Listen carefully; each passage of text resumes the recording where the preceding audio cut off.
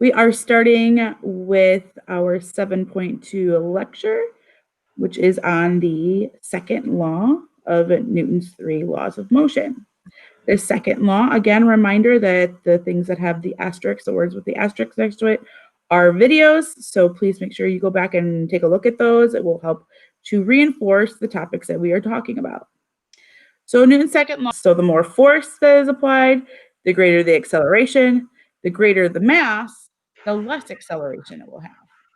Right? In order to remember this, you have a formula. So you have force equals m times a, or force equals mass times acceleration, or you have acceleration equals F, or force, over mass. All right, so Newton's second law is, according to that law, force causes acceleration while mass resists acceleration. So acceleration is directly proportional to the force acting on that object. So accelerate. Yeah. What you might want to write down, if we were in the classroom and we were doing this live, what we would say to you right now is, next to this bullet point, all right, besides highlighting megatime, this force causes acceleration, mass resists acceleration, that is essential, right? You need a force to make something move. And the bigger that something is, the harder it is to move, okay? That's what Newton's law is saying. And next to this first bullet, we would have you write, all right, an A with an arrow pointing up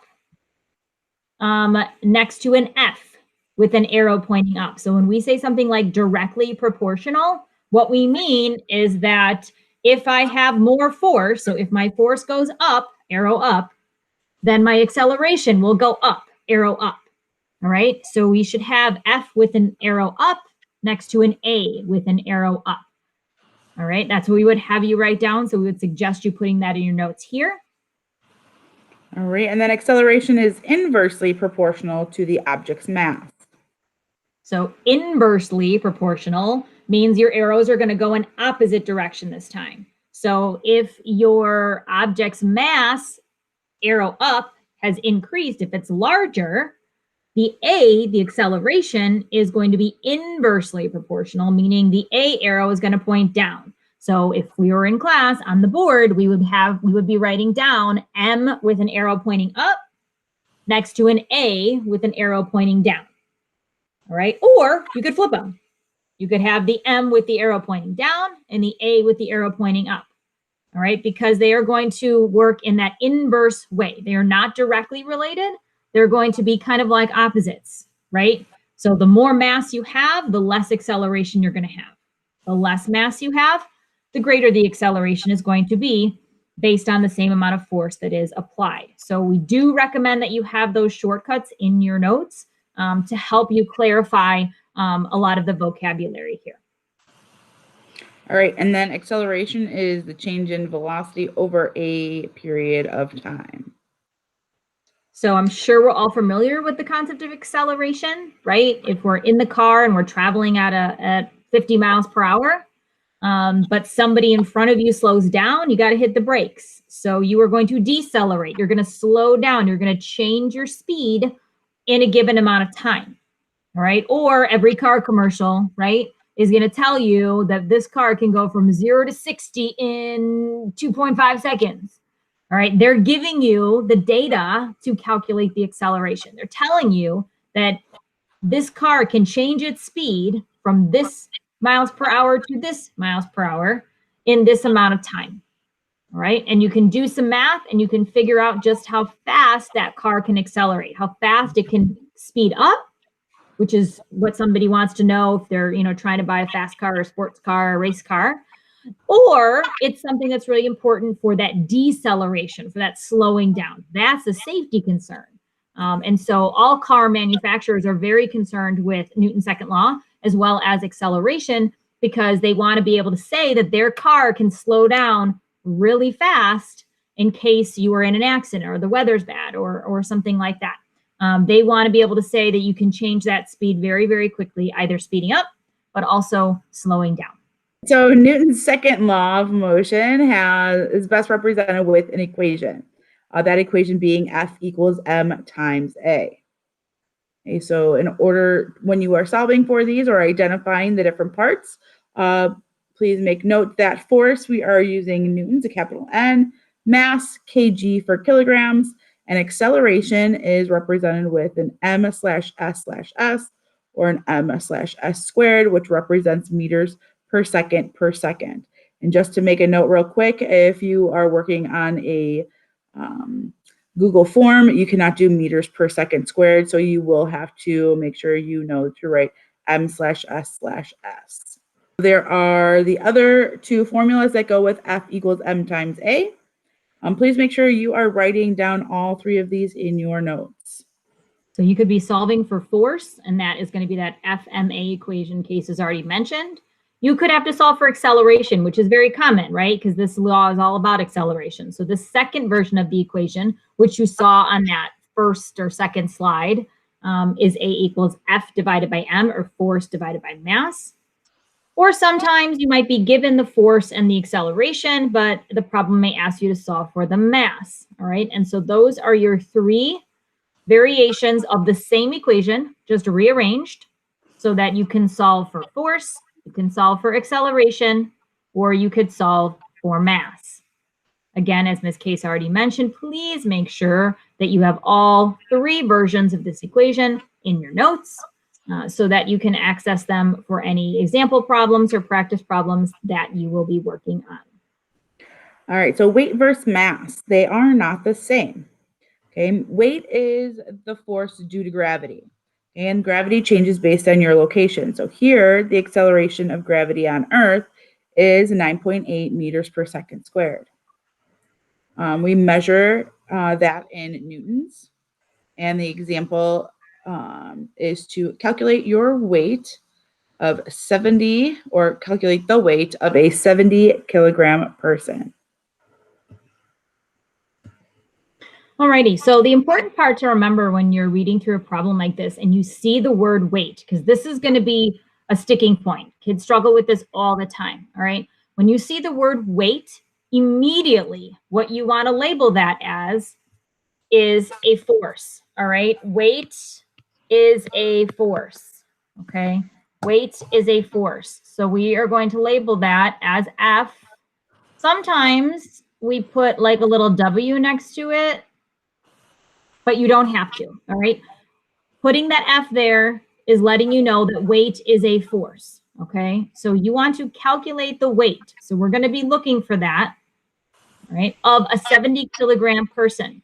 So what you want to make sure that you've done, and I'm just going to slide back here really quick, is to remember that the units for mass are kilograms, all right? So when you are reading through your problem and you see kg, kg represents mass. So that should be marked with an M. Notice that we have the guess method written out here. Again, things don't disappear in science, we only build. All right, we are going to be utilizing the guess method because, as Ms. Case just showed you, we need to use an equation to solve. All right, so we are calculating the weight. So in my fashion, I like to write my unknown first. So that's going to be, my unknown is going to be that weight, what we are looking for. So F equals my question mark. And then I'm going to put in my givens, okay? I have labeled that 70 kg because I look back in my notes, the kg represents mass. Now, if I want to figure out the weight, I need to come back here and take a look. Oops. And I need to remember that weight is the force due to gravity, all right? And it's going to change based on my location. Well, if it doesn't tell me that I'm on some amazing other planet or floating in space or chilling on the moon, then I must be here on Earth. Therefore, the acceleration due to gravity, all right, that AG is going to be 9.8 meters per second, or meters per second squared. Right? So even though that piece of information is not listed explicitly in my problem, all right, when I am calculating weight, I need a gravity, right? I need a gravity because, again, it is the force due to gravity. That's what weight is. It depends on a gravity. So I have to make sure that I remember that. And if it doesn't tell me that I'm in a different location, I'm on Earth. So I can assume that the acceleration due to gravity is 9.8 meters per second. Now I'm solving for F. So I would look in my notes for my 3 equations and I would find the one that says F equals m times A. And that is what I'm going to put for my E step, MA. And then as we already know from our previous work, we are going to substitute and then solve. So my mass of 70 kg is going to be multiplied by my acceleration of 9.8 meters per second. And when I solve that, I am going to get a force, aka a weight, of 686 newtons, right? Again, I need to make sure that I am labeling my problem. I am writing out my givens, identifying my unknown, finding an equation that solves for my unknown, and then plugging and chugging my way to get to my answer, which I should then circle at the end.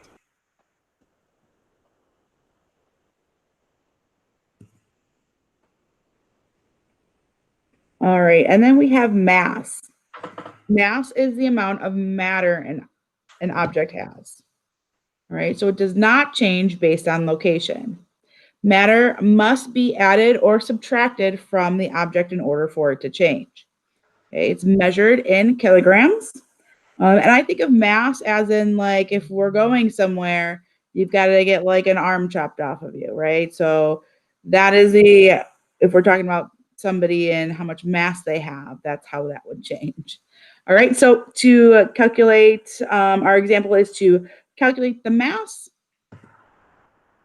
of a 1,000 Newton object. Okay, so again, we're going to underline that mass being our question mark here, right? Mass is our unknown.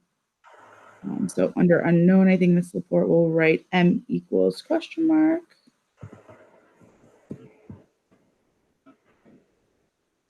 Right, and then we have 1,000 Newton. Okay, newtons is your force. And again, it doesn't specify where you are at, but we need an acceleration. So that object must then be here on Earth. So we will have our acceleration equals 9.8 meters per second squared. Right, so the equation that we need for this, right, is our M equals. So M equals F over A.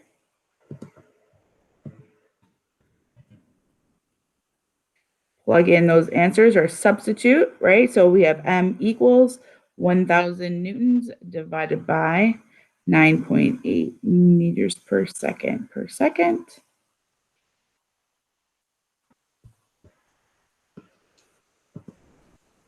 Calculate that.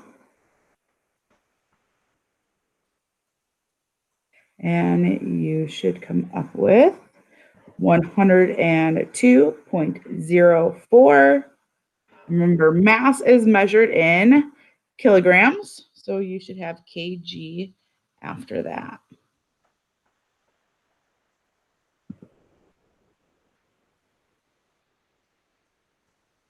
It's really important to make sure that you're paying attention to your units, knowing what unit you should have. Sometimes students have found it helpful to put in their unknown,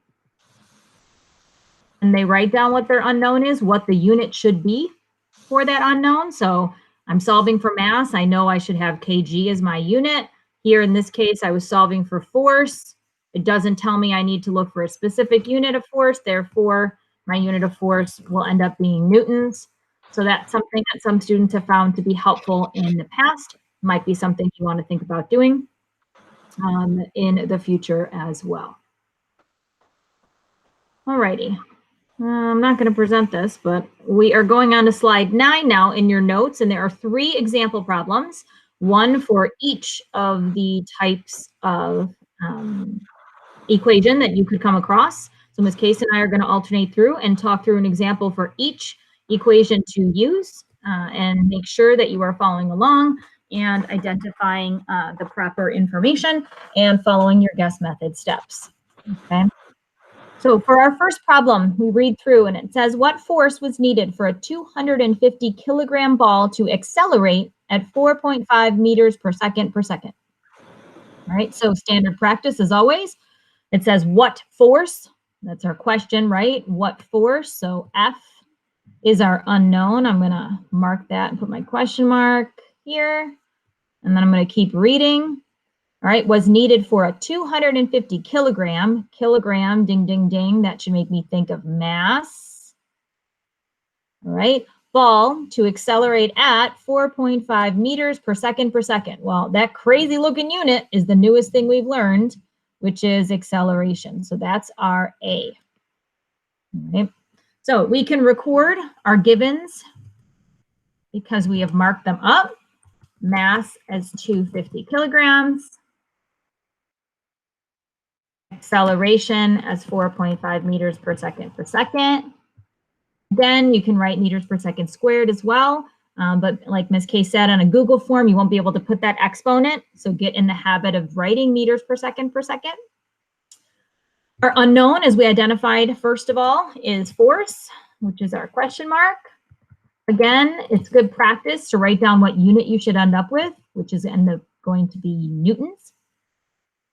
And then we're just going to take a quick look at our three equations. I want the equation that says F equals m times A. So that is the equation I am going to type in for my E step. It's my F equals m times A. And then I'm going to, not do that because now it's going to be huge. And then I am going to change this back to normal and plug in my mass, which was 250 kg, and I'm going to multiply that by 4.5 meters per second. And then I am going to solve. And when I do that, I should end up with 1,125 newtons, if I am checking my stuff correctly. And there I have my answer. So I would say, as always, as both Ms. Case and I have said multiple times last semester, it's very important that you mark up your problem. It's very important that these first three steps are done properly. They determine if you're going to do the right math and get that right answer. All right, the two S's should be the easy peasy piece. Identifying and labeling your correct information, both given and unknown, is crucial to solving the problem. All right, let's try another one. All right, so what is the mass of an object that requires a force of 75 newtons to accelerate at 6.5 meters per second squared? Okay, so what is the mass, right? That is our question mark. So M is our question mark. Requires a force of 75 newtons. Again, that N is helping you identify what variable that's for. So we've got F is our 75 newtons, and our acceleration is 6.5 meters per second squared. All right, so filling in your G with your given information, your U with your given info or your unknown information, sorry.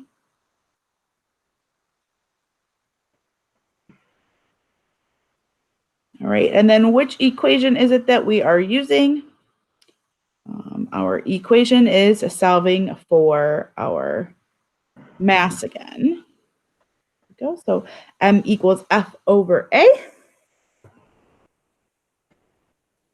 And then our first S is to substitute. So let's substitute that information in.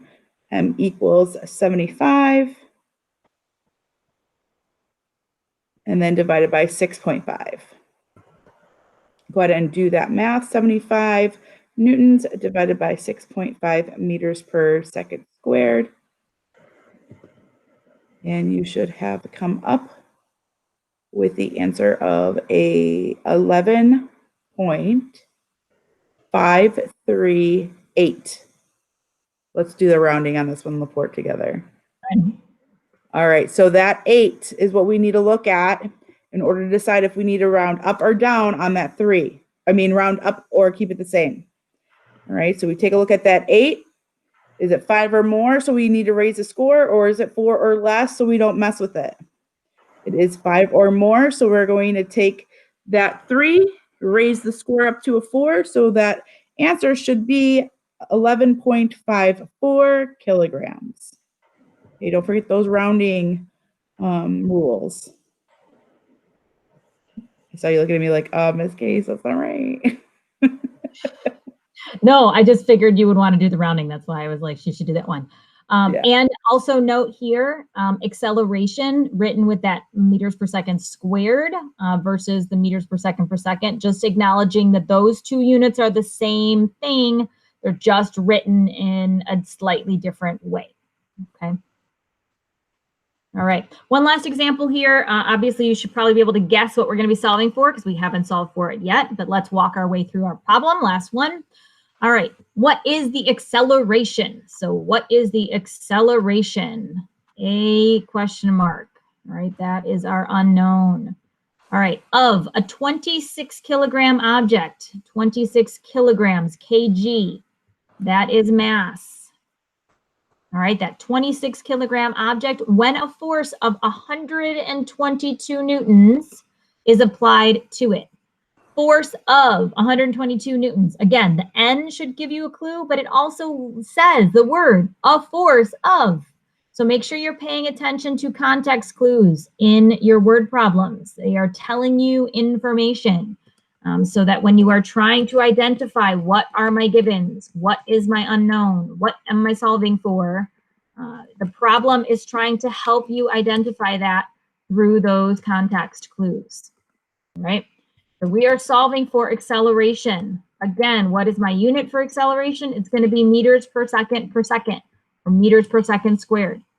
Again, I highly, highly, highly encourage you to put those units here by your unknown as we make our way through these Newton's second law problems.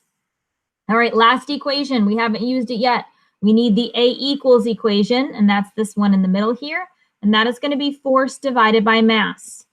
All right, acceleration is equal to force divided by mass. So we're going to put that here. And then you should be plugging and chugging your way through your two S's. All right, 122 newtons, and we are going to divide that by the 26 kilograms, which is our mass. And when you have done that, you should be getting an acceleration of 4.69 meters per second. Again, pay attention to those units. You could also be writing meters per second squared. That's okay as well. Just remember in the Google form, you won't be able to put that exponent, so you will have to write your answers as meters per second. So keep that in mind as you begin to work on your practice.